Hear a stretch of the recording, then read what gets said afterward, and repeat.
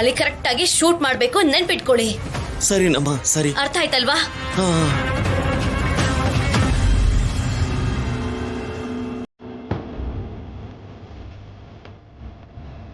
ಅಮ್ಮ ಅಮ್ಮ ಚಾರು, ನನ್ ಮಾತ್ ಕೇಳಮ್ಮ. ಅಮ್ಮ ನನ್ ಮಾತ್ ಕೇಳೆ ತಾಯಿ. ಈ ಪ್ಲಾನ್ ಎಲ್ಲ ಬೇಕಮ್ಮ. ಹೇಳೋದ್ ಕೇಳಮ್ಮ, ನನ್ ಮಾತ್ ಕೇಳು, ನನ್ ಮಾತ್ ಕೇಳು. ನಾನು ಹೇಳಿದ ಕೆಲಸನ ಮಾಡಿ ಹೋಗು. ಹುಷಾರಮ್ಮ ಚಾರು.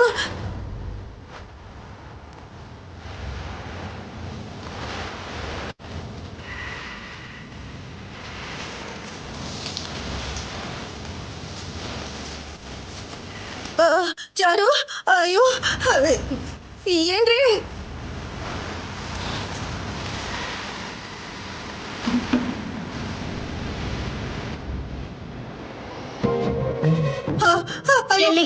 ಎಲ್ಲ ನಿನ್ನ ಮಗಳು ನಿಮ್ ಮನೇಲಿ ಏನ್ ನಡೀತೋ ಏನಂದ್ರು? ಮನೆಗ್ ಬಂದು ಸಾಯ್ತೀನಿ ಅಂತ ಅಳ್ತಾ ಹೇಳ್ದಾಗೆ ಮಾಡಿದ್ಲು. ಅತ್ತಿಗೆ ಕೆರೋಸಿನ್ ಹಾಕೊಂಡು ಬೆಂಕಿ ಹಚ್ಕೊಂಡಿದ್ದಾಳೆ. ಅಯ್ಯೋ,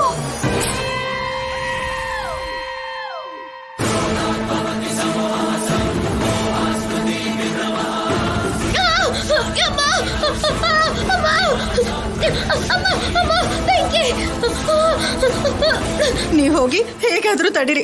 ಹೋಗಿ ಕಂಬಳಿ ತರ್ತೀನಿ. ಹೋಗಿ ಬೀಗ್ರೆ, ಹೋಗಿ. ಅಯ್ಯೋ ಚಾರು, ಅಯ್ಯೋ ಚಾರು. ಬೆಂಕಿ ಕಾಪಾಡಿ.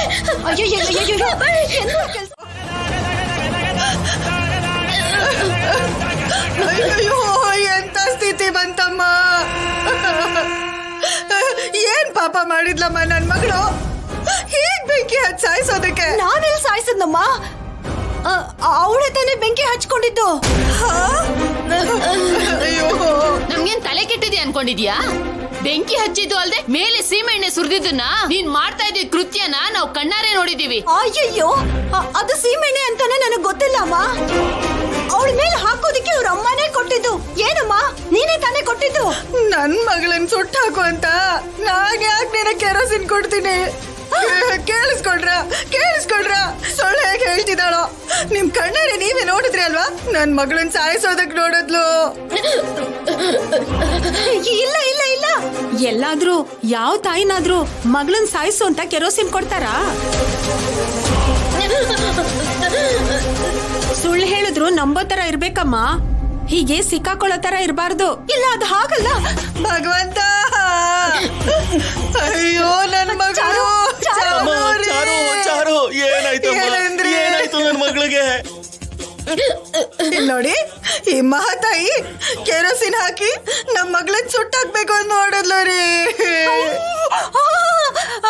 ಇಲ್ಲ ಬಿಗ್ರೆ, ಇದು ನೀರು ಅಂತ. ನಾವ್ ಏನ್ ಕಮ್ಮಿ ಮಾಡಿದ್ವಮ್ಮ ನಿನ್ಗೆ? ಲಕ್ಷ ದುಡ್ಡು ಕೊಟ್ವಿ, ಕೆಜಿ ಚಿನ್ನ ಕೊಟ್ವಿ. ಅಯ್ಯೋ ಅಣ್ಣ, ನೀವ್ ಆಮೇಲೆ ಮಾತಾಡಿ. ಮೊದ್ಲು ಹುಡುಗಿನ ಹಾಸ್ಪಿಟ್ಲ್ ಕರ್ಕೊಂಡು ಹೋಗಿ. ಹೌದು, ಹಾಸ್ಪಿಟಲ್ ಕರ್ಕೊಂಡು ಹೋಗೋಣ. ಚಾರು,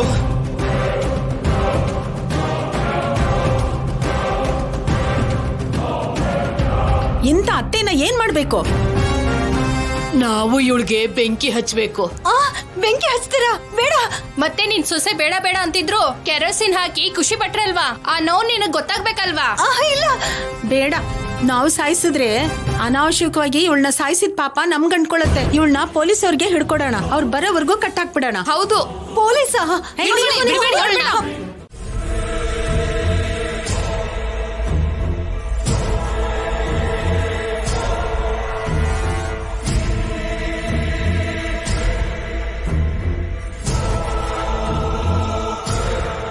ಏನಪ್ಪ ಪೊಲೀಸ್ ನಾಯಿ ತರ ನನ್ ಸುತ್ತನೆ ಸುತ್ತಾ ಇದ್ದೀರಲ್ಲ?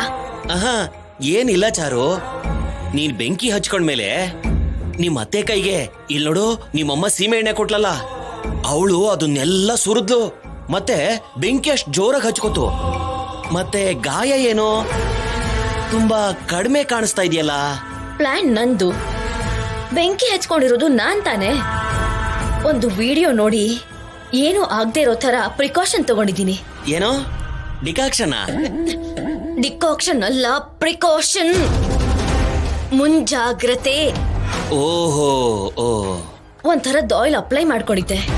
ಬೆಂಕಿ ಹತ್ತಿದ್ರು ಕೂಡ ಕೆಲವು ನಿಮಿಷಗಳವರೆಗೂ ಬಾಡಿಗೆ ಏನು ಆಗದೆ ಇರೋ ಹಾಗೆ.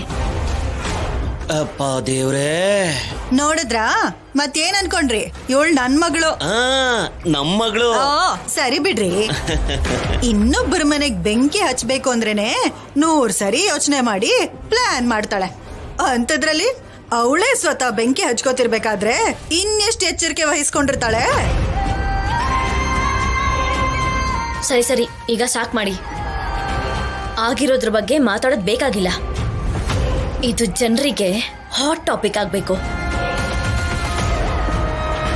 ಇನ್ನೇನು ಪೊಲೀಸರು ಕೂಡ ಬಂದ್ಬಿಡ್ತಾರೆ. ಅವ್ರು ಬಂದ್ಮೇಲೆ ನೀವಿಬ್ರು ಇಲ್ಲಿ ಚೆನ್ನಾಗಿ ಆಕ್ಟ್ ಮಾಡ್ಬೇಕು. ನಾವ್ ಹೇಳ್ತಾ ಇರೋದೆಲ್ಲ ಅವರು ನಿಜ ಅಂತ ನಂಬ್ಕೊಂಡು ಆ ಮನೆಯವ್ರನ್ನ ಬೆಂಡೆತ್ಬೇಕು ಅಷ್ಟೇ.